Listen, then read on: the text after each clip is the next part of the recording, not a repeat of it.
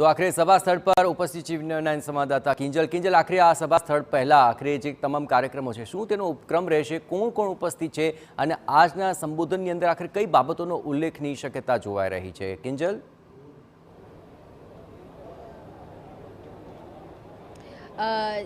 જી જયેશ, હંમેશા કહેવામાં આવે છે મહાત્મા ગાંધી હંમેશા એક એમનો કોટ ખૂબ ફેમસ છે કે મારું જીવન એ જ મારો સંદેશ છે.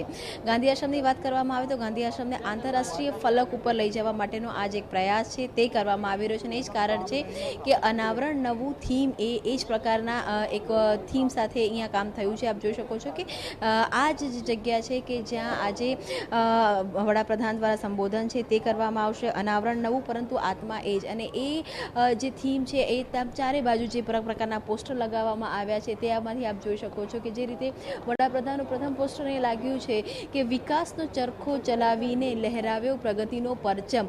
તેની સાથે જો વાત કરવામાં આવે તો જે જગ્યા ઉપર આજે અહીંયા કાર્યક્રમ થવાનો છે તે સ્ટેજની બંને તરફ આ જ પ્રકારથી જે કહી શકાય ચરખો છે તે મૂકવામાં આવ્યો છે કે ગાંધીજીનું કેટલું મહત્ત્વ હતું, ગાંધીજીના વિચારોનું કેટલું મહત્ત્વ હતું અને એ જ વિચારો દેશ અને દુનિયામાં ફેલાય એની માટે જે શરૂઆતનો જે સ્ટેજ છે ત્યાં 1200 કરોડના ખર્ચે 55 એકરની અંદર આ જે નવા ડેવલપમેન્ટ છે તે કરવામાં આવશે. આ ડેવલપમેન્ટની જો વાત કરવામાં આવે તો ઇન્ફ્રાસ્ટ્રક્ચરથી લઈને માહિતી પ્રદર્શનથી માંડીને સત્યાગ્રહ અને સ્વતંત્રતા સંગ્રામ માટેના જે ઇન્ટરેક્ટિવ પ્રદર્શનો છે તે તૈયાર કરવામાં આવશે. વ્યાખ્યાન કેન્દ્રની વાત કરવામાં આવે કે સોવેનિયર શોપની વાત કરવામાં આવે કે ફૂડ કોર્ટની વાત કરવામાં આવે કે સાર્વજનિક સુવિધાઓની વાત કરવામાં આવે, તમામ વસ્તુઓ હશે. એક આખો જે પુનઃ પ્રોજેક્ટ છે તેનું નિર્માણ છે તે થઈ રહ્યું છે. અને આપ જુઓ કે કેમ કે વડાપ્રધાનની વાત કરતાં પણ અહીંયા વાત મહત્ત્વની મહાત્મા ગાંધીની છે કે જેમણે દેશને એક સંદેશ આપ્યો હતો, જેમની રાહ પર અનેક લોકો ચાલ્યા હતા. ત્યારે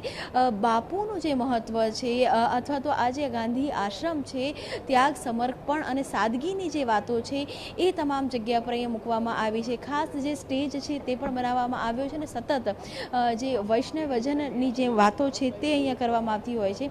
જે પ્રકારનો ગાંધી આશ્રમની જો વાત કરવામાં આવે તો ગાંધી આશ્રમની અંદરનો જે કાર્યક્રમ છે માનવામાં આવી રહ્યું છે કે 10 વાગે આ ગાંધી આશ્રમની મુલાકાત લેશે, જ્યાં જે ડોમ બનાવવામાં આવ્યું છે કે જ્યાં નવું આશ્રમ કેવું હશે, વર્તમાન આશ્રમ કેવું હશે તેની આખી જે ઝાંખી છે તે બનાવવામાં આવી છે. આશ્રમની મુલાકાતનો સમય અંદાજે 30 મિનિટ જેવો રાખવામાં આવ્યો છે અને ત્યારબાદ એ આ સભા સ્થળે આવશે, કેમ કે વડાપ્રધાનના જે ડ્રીમ પ્રોજેક્ટ છે તેમાંનો એક આ પ્રોજેક્ટ છે ગાંધી આશ્રમનું પુનઃનિર્માણ. અને લગભગ આપ જુઓ કે અહીંયા છે એ સિલેક્ટેડ લોકો અહીંયા બોલાવવામાં આવ્યા છે. અંદાજે જે ગેધરિંગ છે તે 4 થી 5 હજારનું છે, પરંતુ ગાંધી વિચારધારા સાથે જે લોકો જોડાયેલા છે તે લોકો અહીંયા ઉપસ્થિત રહેવાના છે અને એક મહત્વાકાંક્ષી જે પ્રોજેક્ટ છે તે શરૂ થવા જઈ રહ્યું છે. જી બિલકુલ કિંજલ, તમામ ગતિવિધિઓ પર આપ નજર રાખતા રહેજો. તો આખરે અહીં તમામ તૈયારીઓ થઈ ચૂકી છે અને આખરે સભા સ્થળ પર પણ આખરે ચરખા એને હાઇલાઇટ કરવાની કોશિશ પણ કરાય છે. ચરખા સ્પિનિંગ પર ઇન્ટરેક્ટિવ વર્કશોપ પણ અહીં એક સામેલ છે, કારણ કે આજે તમામ આશ્રમની કાયાપલટ થઈ રહી છે તો તેમાં તમામ અલગ અલગ જે વિભાગો છે તેને આખરે નવીનીકરણ તરફ લઈ જવામાં આવનાર છે. તો આખરે પીએમ નરેન્દ્ર મોદી થોડી વારમાં જ અમદાવાદ એરપોર્ટ પર પહોંચશે અને સાથે જ આખરે અલગ અલગ જે ઉપક્રમ છે તે તમામનું ખાતમુહૂર્ત લોકાર્પણ થશે. કુલ 85,000 કરોડ વધુના રેલવે પ્રોજેક્ટની તેઓ ભેટ આપશે.